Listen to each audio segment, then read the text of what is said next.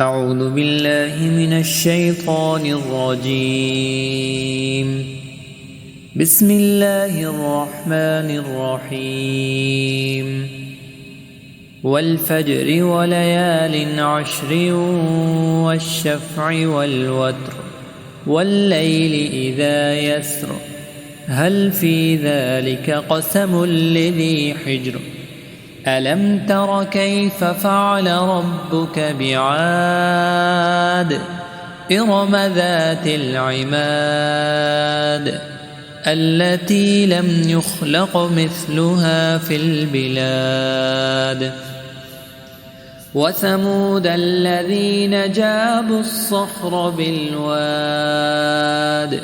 وفرعون ذي الأوتاد الذين طغوا في البلاد فأكثروا فيها الفساد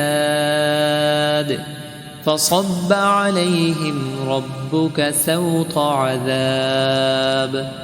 إن ربك لبالمرصاد فأما الإنسان إذا ما ابتلاه ربه فأكرمه ونعمه فيقول ربي أكرمن وأما إذا ما ابتلاه فقدر عليه رزقه فيقول ربي أهانن كلا بل لا تكرمون اليتيم ولا تحاضون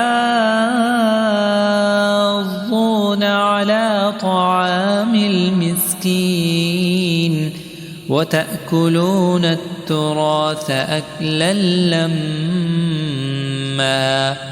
وتحبون المال حبا جما كلا إذا دكت الأرض دكا دكا وجاء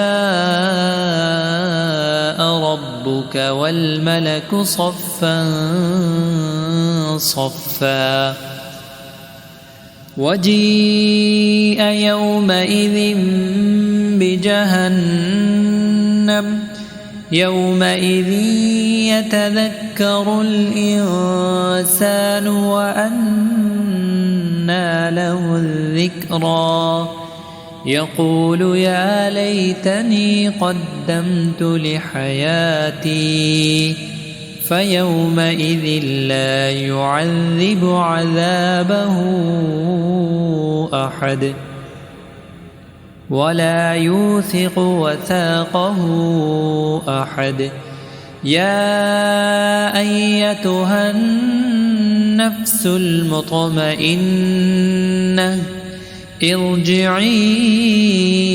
إلى ربك راضية مرضية فادخلي في عبادي وادخلي جنتي.